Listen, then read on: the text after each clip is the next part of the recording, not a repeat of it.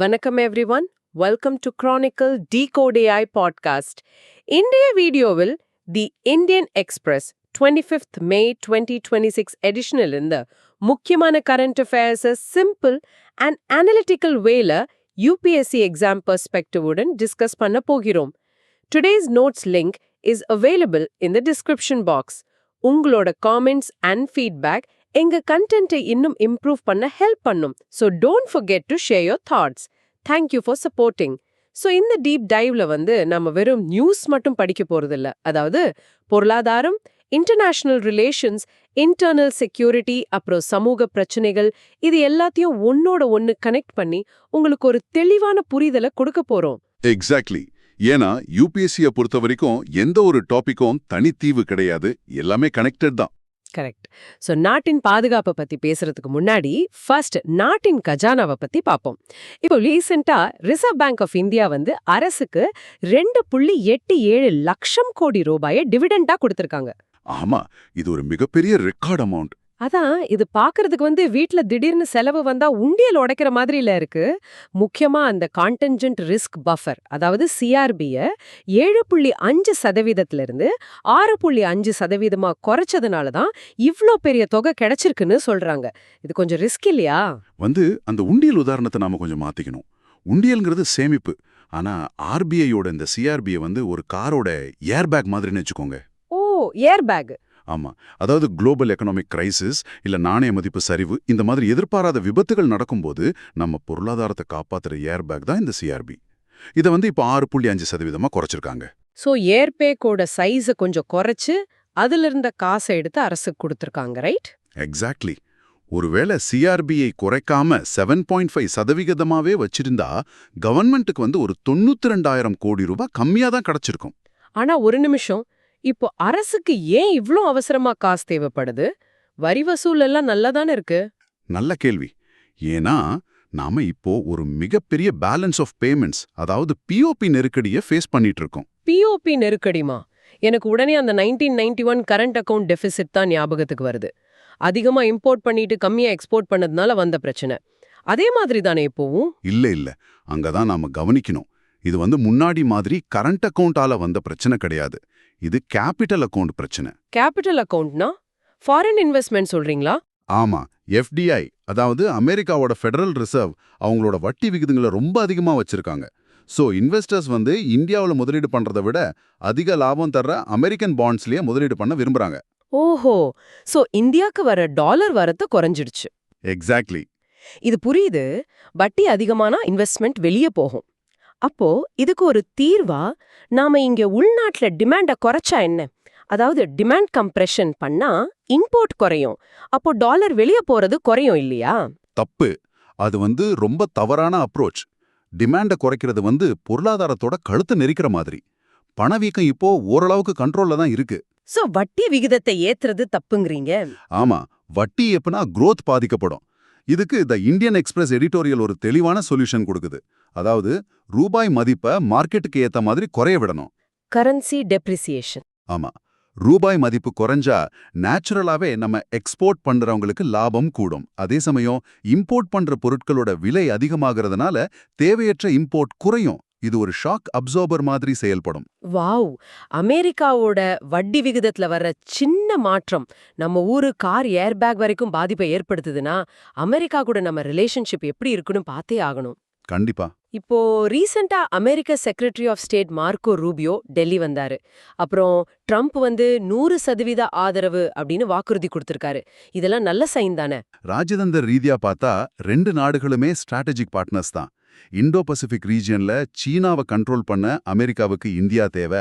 அதே மாதிரி technology and டிஃபென்ஸுக்கு நமக்கு அமெரிக்கா தேவை. ரைட். ஆனா எந்த ஒரு இன்டர்நேஷனல் ரிலேஷன்ஸும் முழுசா பிளாக் அண்ட் ஒயிட் கிடையாது. இதுக்குள்ள நிறைய முரண்பாடுகள் இருக்கு. அதான் எனக்கும் ஒரு டவுட்.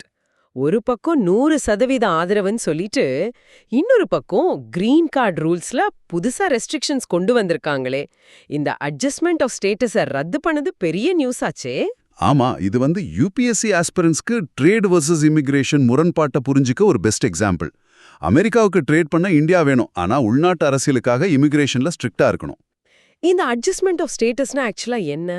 அதாவது இப்போ நீங்க H1B வீசால அமெரிக்கால வேலை பார்த்துட்டு இருக்கீங்கன்னா அங்கேயே இருந்துகிட்டு கிரீன் கார்டுக்கு அப்ளை பண்ணி ஸ்டேட்டஸை மாத்திக்கலாம்.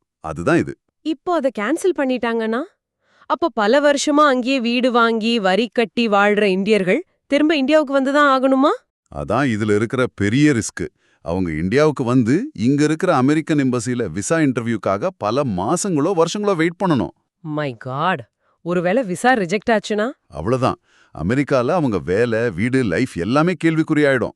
இது சட்டவிரோத குடியேற்றத்தை தடுக்கணும் அவங்க சொன்னாலும் இதனால அதிகம் பாதிக்கப்பட போறது லீகலா காத்திருக்கிற இந்தியர்கள் தான் இல்லையா? எக்ஸாக்ட்லி.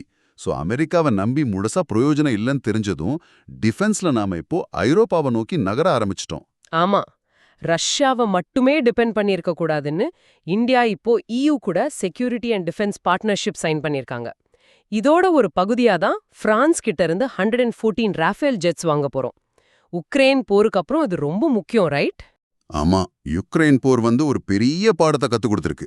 ரஷ்யாவோட சப்ளை செயின் ரொம்ப அடிபட்டுடுச்சு. ஒரு குறிப்பிட்ட நாட்டை மட்டுமே ஆயுதங்களுக்கு நம்பி இருக்கிறது தற்கொலைக்கு சமம். ஆனா இந்த 114 விமானங்கள்ல 90 விமானங்கள் மேக் இன் இந்தியா கீழே இங்கேயே தயாரிக்க போறதா சொல்றாங்க. இது நிஜமாவே இங்க உற்பத்தி ஆகுமா, இல்ல பிரான்ஸ்ல இருந்து பார்ட்ஸ் வாங்கி இங்க வெறும் அசெம்பிள் மட்டும் பண்ணுவாங்களா? இது ரொம்ப முக்கியமான பாயிண்ட். முன்னாடி எல்லாம் டெக்னாலஜி டிரான்ஸ்ஃபர்ங்கிற பேர்ல வெறும் அசெம்பிளிங் தான் நடந்துச்சு. ஆனா இந்த முறை டாசால்ட் ஏவியேஷன் நிறுவனம் இந்திய நிறுவனங்களோட சேர்ந்து கோர் டெக்னாலஜியே ஷேர் பண்ண போறாங்க. ஓ, கோர் டெக்னாலஜி. அப்ப இது உண்மையான தற்சார்பு தானே? கண்டிப்பா. இது இந்திய விமானப்படையோட தேவையை பூர்த்தி செய்யறதோட ஃபியூச்சர்ல உதிரி பாகங்களுக்கு ஐரோப்பாவை கையேந்தி நிக்கிற நிலைய மாத்தும். தற்சார்புன்னு பேசும்போது உள்நாட்டுல நம்ம DRDOவும் ஒரு பெரிய சாதனை செஞ்சிருக்காங்க. அதாவது அந்த ULPGM-V3 ட்ரோன் மூலமா ஏவப்படுற ஏவுகணை. ஆமா, UAV launched precise guided missile. இதோட ஃபைனல் டெஸ்டிங் முடிஞ்சிருக்கு. ஆனா நம்ம ஊர்ல டெஸ்டிங் எப்பவுமே சக்சஸ் ஆகும். ஆனா ரியல் டைம் ஆர்மில இது பெருசா யூஸ் ஆகுமா? அந்த டவுட் நியாயம்தான். ஆனா இந்த V3 டெக்னாலஜி மாடர்ன் வார்ஃபேரையே மாத்தக்கூடியது. இப்போ எதிரியோட பங்கர்ஸ் அழிக்கணும்னா பல கோடி ரூபாய் செலவுல பெரிய ஃபைட்டர் ஜெட் அனுப்புறதுக்கு பதிலா ரொம்ப கம்மி செலவுல ஒரு ட்ரோன் மூலமா இந்த ஏவுகணையை செலுத்தி அழிக்கலாம். வாவ், இது சீனா மாதிரி நாடுகளுக்கு எதிரான காஸ்ட் அசிமெட்ரியில நமக்கு பெரிய பிளஸ்ஸா இருக்கும்ல. எக்ஸாக்ட்லி. அதுவும் இல்லாம இது நெட்வொர்க் சென்ட்ரிக் வார்ஃபேர்ல நம்ம கெப்பாசிட்டியை பல மடங்கு அதிகமாக்கும். நெட்வொர்க் சென்ட்ரிக் வார்ஃபேர்னா என்ன? அதாவது போர்க்களத்துல இருக்கிற ட்ரோன்ஸ், சேட்டலைட்ஸ், கண்ட்ரோல் ரூம் எல்லாமே ஒரு நெட்வொர்க்ல கனெக்ட் ஆயிருக்கும். இதுல 2-வே டேட்டா லிங்க் இருக்கு. அப்படின்னா ஏவுகணைய ஃபயர் பண்ணதுக்கு அப்புறம் கூட அது நடுவானத்துல பறக்கும்போதே அதோட கேமரால தெரியிற வியூவை வச்சு டார்கெட்டை நம்மால மாத்த முடியும். சூப்பர். சோ எல்லையில ட்ரோன் ரஃபேல்னு நாம ஸ்ட்ராங்கா இருந்தாலும் இன்டர்னல் செக்யூரிட்டில நம்ம இன்னும் வீக்கா தான் இருக்கும். நான் அந்த லோன் வில்ஃப் அட்டாக் பத்தி பேசுறேன். மகாராஷ்டிரா ADS விசாரிச்ச சைஃப் அன்சாரி கேஸ். ஆமா, அது ரொம்ப ஷாக்கிங்கான ஒரு விஷயம். சைஃப் அன்சாரி எந்த தீவிரவாத அமைப்புலயும் மெம்பர் கிடையாது. மும்பைல தனியா ஒரு ரூம்ல உட்காந்துக்கிட்டு இன்டர்நெட்ல அன்வர் அல் அவ்லாக்கி மாதிரி ஆட்களோட வீடியோக்களை பார்த்து தனக்குத்தானே மூலச்செலவை செஞ்சுக்கிட்ட ஒருத்தர். இத உளவுத்துறை எப்படி கண்டுபிடிக்க முடியும்? ஏன்னா ஒரு பெரிய அமைப்புனா ஃபண்ட் டிரான்ஸ்ஃபர், ஃபோன் கால்ஸ்னு ட்ராக் பண்ணலாம். இங்க எந்த சாட்டும் இருக்காது. அதான் லோன் வுல்ஃப் அட்டாக்ஸோட பெரிய டேஞ்சர். இப்போ சோஷியல் மீடியா அல்காரிதம்ஸ் இருக்குல்ல, நீங்க ஒரு ரேடிக்கலான வீடியோ பார்த்தா அது உங்களை திரும்ப திரும்ப அதே மாதிரி வீடியோக்குள்ள தான் தள்ளும். ஒரு கட்டத்துல அந்த வர்ச்சுவல் உலகம் தான் உங்களுக்கு ரியல் உலகம் ஆயிடும். சோ தொழில்நுட்ப நிறுவனங்களோட சப்போர்ட் இல்லாம இதை தடுக்கவே முடியாது. கண்டிப்பா முடியாது. இது கண்ணுக்கு தெரியாத எதிரி கூட பண்ற போர் மாதிரி. உள்நாட்டு பாதுகாப்போட இன்னொரு முகம் மக்களோட அதிருப்தி. லடாக்ல இப்போ நடக்கிற விஷயத்தை எடுத்துக்கலாம். அவங்க மாநில அந்தஸ்து அப்புறம் 6வது அட்டவணை கேட்டு போராடிட்டு இருக்காங்க. இப்போ கவர்மெண்ட்டுக்கும் கார்கில் டெமோக்ராட்டிக் அலையன்ஸ்க்கும் ஒரு கொள்கை அளவிலான உடன்பாடு எட்டப்பட்டிருக்குன்னு நியூஸ் வந்துச்சே. ஆமா, இது புவிசார் அரசியல் ரீதியா ரொம்ப முக்கியம். ஏன்னா லடாக் சீனா பாகிஸ்தான் பார்டர்ல இருக்கிற சென்சிட்டிவ் ஏரியா. அங்க மக்கள் அதிருப்தியில இருந்தா அது நேஷனல் செக்யூரிட்டிக்கே ஆபத்து. இந்த 6th ஷெட்யூல் ஆக்சுவலா என்ன பண்ணும்? மக்கள் ஏன் அது அவ்வளோ ஸ்ட்ராங்கா கேக்குறாங்க? 6வது அட்டவணை பழங்குடியின மக்களோட நிலம், கலாச்சாரத்தை பாதுகாக்கிற ஒரு கவசம். இது மூலமா ஆட்டோனோமஸ் டிஸ்ட்ரிக்ட் கவுன்சில்ஸ்னு தன்னாட்சி கவுன்சில்கள் உருவாக்கலாம். ஓகே. இந்த கவுன்சிலுக்கு நிலம், விவசாயம் சம்பந்தமா சட்டம் இயற்ற அதிகாரம் இருக்கும். வெளியில இருந்து கார்ப்பரேட் கம்பெனிகள் லடாக் நிலங்களை ஆக்கிரமிக்காம தடுக்க இது ரொம்ப அவசியம்.